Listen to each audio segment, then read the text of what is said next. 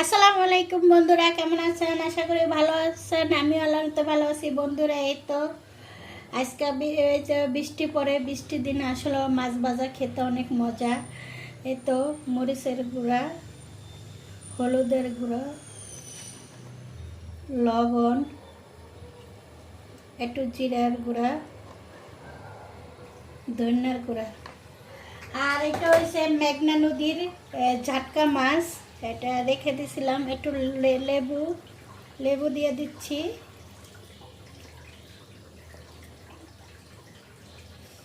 আর এই ঝাটকা মাছটা খেতে অনেক মজা লাগে, ভাজা ভাজা করে খেতে।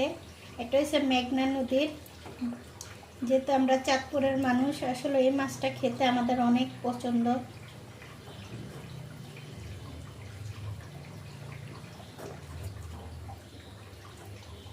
আর তো ঢাকা শহরে যে বৃষ্টি পড়তে আছে, টুপুর টুপুর বৃষ্টি, আর এরকম করে মাছ ভাজা দেওয়া ভাত খেতে অনেক মজা লাগে।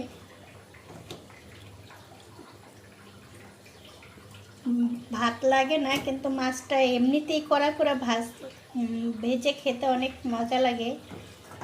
আমি এত লেবু দিয়ে একটু ম্যাগনেট করে রাখছি।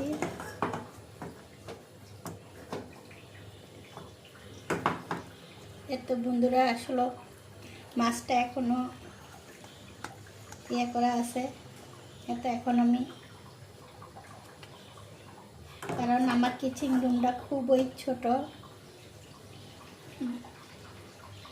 5 মিনিট পর বন্ধুরা আমি এসে গেছি।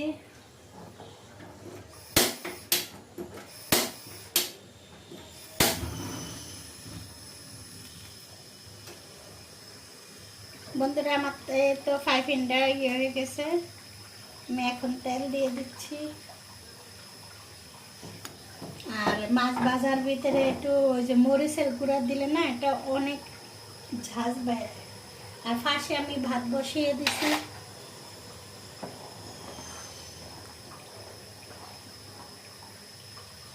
আজকে মাছ ভাজা দিয়ে পান্তা ভাত দিয়ে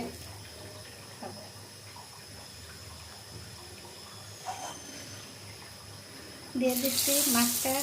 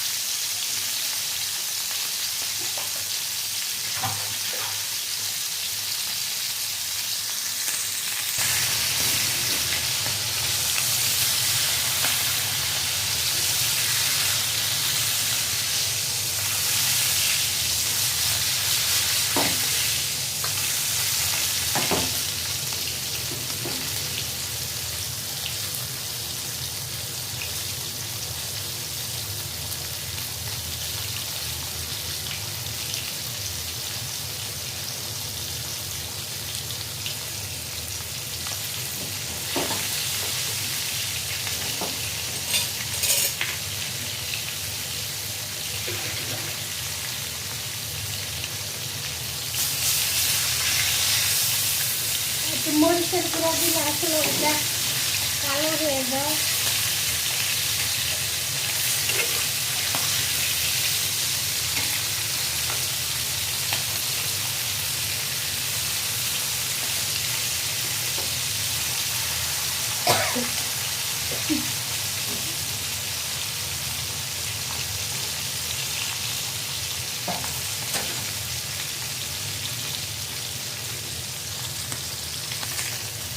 বন্ধুরা, আসলে এই মাছটা হলুদ দিলে প্রবলেম হয় না, কিন্তু মরিচ এগুলা দিলে আসলে জ্বলে যায়, যার কারণে কালো হয়ে গেছে।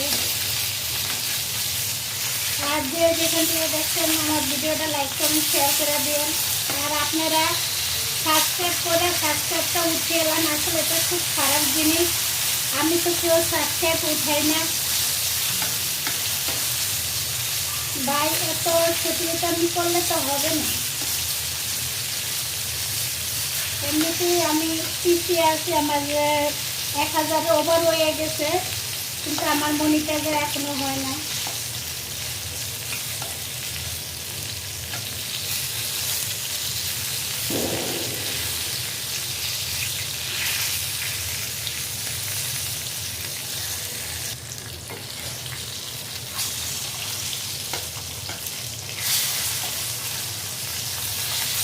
আমার মাছ ভাজাটা হয়ে গেছে বন্ধুরা।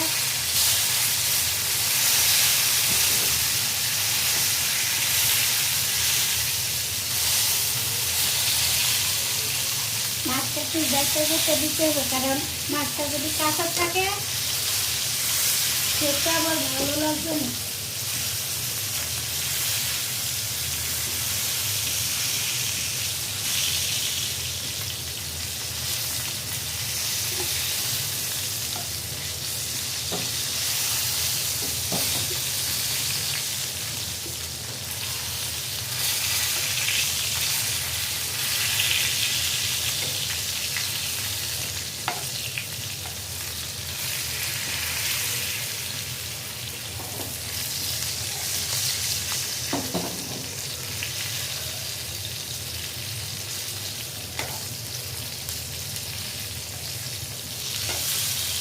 আমার মাছ ভাজাটা হয়ে গেছে বন্ধুরা।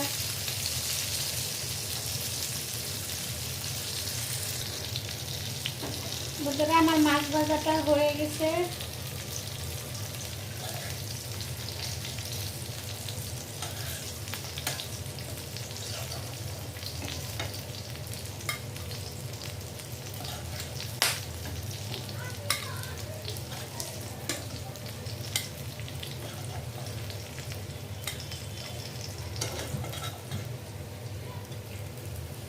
এই তো বন্ধুরা মচমচে কসকসে মাছ ভাজা।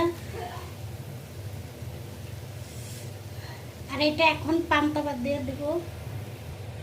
এই তো বন্ধুরা আমার পান্তা ভাত, ওই যে কাঁচামরিচ পেঁয়াজ দুইটা, একটা লেবু, কাঁচামরিচ পেঁয়াজ, আর এই যে পান্তা ভাত। আর সাথে এখন আমি নিব এই মাছ ভাজা।